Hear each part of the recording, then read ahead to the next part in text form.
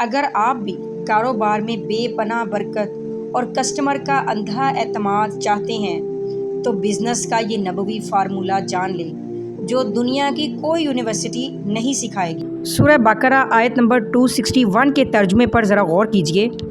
جو لوگ اپنا مال اللہ کی راہ میں خرچ کرتے ہیں ان کے خرچ کی مثال اس دانے یعنی کہ بیج جیسی ہے جس سے 7 بالیاں یعنی کہ ڈالیاں اگیں اور ہر بالی میں 100 دانے ہوں، اور اللہ جس کے لیے چاہتا ہے اسے اور بھی دگنا چگنا کر دیتا ہے۔ اللہ بڑی وسعت والا ہے اور سب کچھ جاننے والا ہے۔ اس آیت کی وضاحت اور مثال ذرا سمجھیے۔ اللہ تعالیٰ نے انسانوں کو سمجھانے کے لیے کھیتی کی بہت ہی شاندار مثال دی ہے۔ ایک دانہ یعنی کہ ایک بیج، یہ آپ کا وہ 1 روپیہ یا مال ہے جو آپ نے اللہ کی راہ میں کسی غریب پر یا کسی نیک کام میں خرچ کر لیا۔ اب ہے 7 بالیاں یعنی کہ ڈالیاں۔ اب آپ سمجھیے کہ اس ایک دانے سے 7 بالیاں نکلتی ہیں اور ہر بالی میں 100 دانے۔ ان 7 بالیوں میں سے ہر ایک پر 100 دانے لگتے ہیں۔ اس طرح اس کا جو کل اجر بنتا ہے وہ ایک دانے کے بدلے آپ کو 700 دانے ملتے ہیں۔ اور آیت کے آخر میں اللہ تعالیٰ فرماتے ہیں کہ وہ اپنی مرضی اور انسان کی نیت اور خلوص کے حساب سے اسے 700 گنا سے بھی زیادہ بڑھا سکتا ہے، کیونکہ اس کے خزانے بے انتہا ہیں۔ جی ہاں، ہم بات کرنے جا رہے ہیں قرآن و حدیث کی روشنی میں بزنس کے 15 سنہری اصولوں کے بارے میں۔ نمبر 1، سچائی اور دیانتداری۔ کاروبار کی بنیاد ہمیشہ سچ پر ہونی چاہیے۔ گاہک سے کبھی جھوٹ نہ بولیں۔ حدیث پاک میں ہے، سچا اور امانت دار تاجر انبیاء، صدیقین اور شہداء کے ساتھ ہوگا۔ نمبر 2، ناپ تول پر پورا اترنا۔ سامان تولتے یا ناپتے وقت کبھی ڈنڈی نہ ماریں۔ قرآن پاک میں ہے، اور ناپ اور تول انصاف کے ساتھ پوری کرو۔ سورہ انعام آیت نمبر 152۔ نمبر 3، صرف حلال کا کاروبار کرنا۔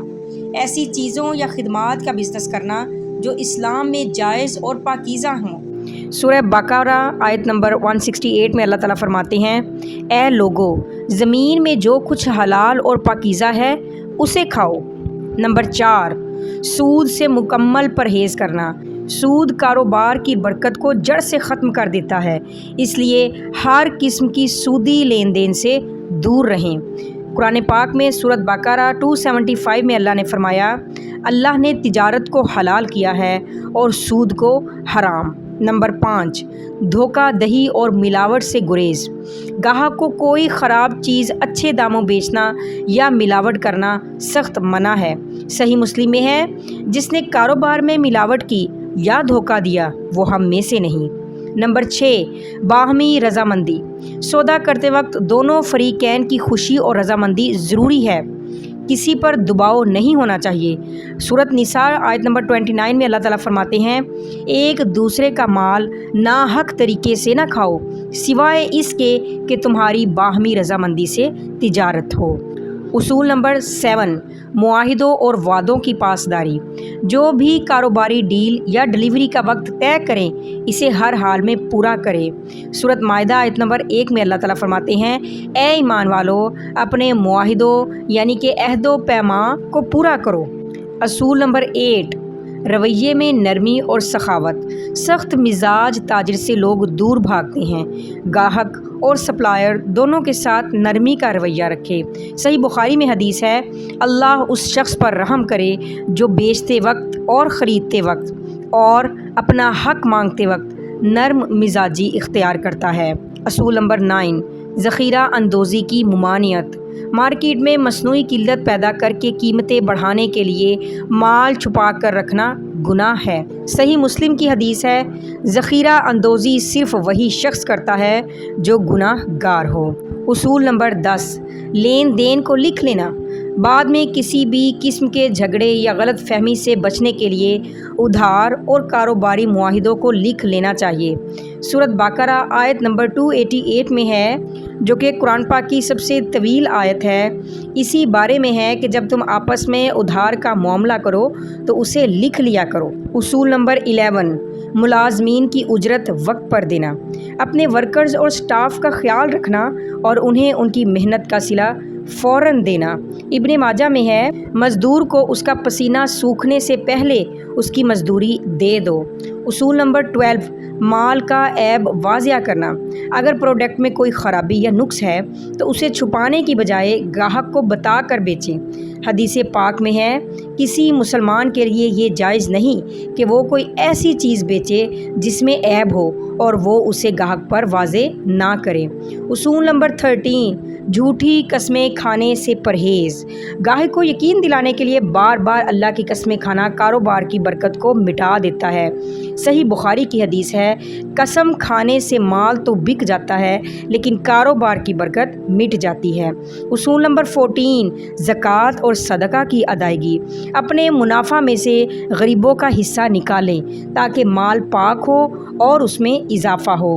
سورہ ذاریات میں ہے، اور ان کے مالوں میں مانگنے والے اور نہ مانگنے والوں کا حق ہے۔ اصول نمبر 15، مشکوک چیزوں سے بچنا، اگر کسی ڈیل یا منافع کے حلال ہونے میں تھوڑا سا بھی شک ہو تو اسے دور ہی رہنا بہتر ہے۔ حدیث پاک میں ہے، تم مشکوک چیزوں کو چھوڑ کر غیر مشکوک چیزوں کو اختیار کرو۔ کاروبار میں برکت کی دعا، حضرت موسیٰ علیہ السلام بے سر و سامانی کی حالت میں مدین پہنچے تو انہوں نے اللہ سے یہ دعا کی تھی۔ یہ دعا نوکری، کاروبار اور ہر قسم کی بھلائی کے لیے لاجواب ہے۔ رب انی لما انزلت الی من خیر فقیر، ترجمہ، اے میرے رب، تو جو بھلائی اور رزق بھی میری طرف اتارے میں اس کا محتاج ہوں۔ قرآن پاک میں اللہ تعالیٰ نے وعدہ فرمایا ہے کہ جو شخص تقوی اختیار کرتا ہے، یعنی جائز و ناجائز کا خیال رکھتا ہے، اللہ اسے وہاں سے رزق دیتا ہے جہاں سے اس کا گمان بھی نہیں ہوتا۔ آیت ہے، وَمَن يَتَّقِ اللَّهَ يَجْعَل لَّهُ مَخْرَجًا وَيَرْزُقْهُ مِنْ حَيْثُ لَا يَحْتَسِبُ، سورۃ طلاق کی آیت نمبر 2 اور 3 ہے۔ ترجمہ، اور جو کوئی اللہ سے ڈرے گا، اللہ اس کے لیے مشکلات سے نکلنے کا راستہ بنا دیں گے اور اسے ایسی جگہ سے رزق دے گا جہاں سے اسے وہم و گمان بھی نہ ہوگا۔ ہمارے پیارے نبی حضرت محمد صلی اللہ علیہ وآلہ وسلم ہر روز فجر کی نماز کے بعد یہ دعا مانگا کرتے تھے، جو کہ کاروبار شروع کرنے سے پہلے پڑھنے کے لیے بہترین ہے۔ اللہم انی اسألک علما نافعا ورزقا طیبا وعملا متقبلا، ترجمہ، اے اللہ، میں تجھ سے نفع بخش علم، پاکیزہ رزق اور قبول ہونے والے عمل کا سوال کرتا ہوں۔ حلال رزق اور قرض سے نجات کی دعا، اگر کاروبار میں اتار چڑھاؤ آ جائے یا قرض کا بوجھ ہو تو یہ دعا کثرت سے پڑھنی چاہیے۔ اللہم اکفنی بحلالک عن حرامک واغننی بفضلک عمن سواک، اے اللہ، مجھے اپنی حلال کردہ چیزوں کے ساتھ اپنی حرام کردہ چیزوں سے بچا لے، یعنی حلال رزق دے، اور مجھے اپنے فضل سے اپنے سوا ہر کسی سے بے نیاز کر دے۔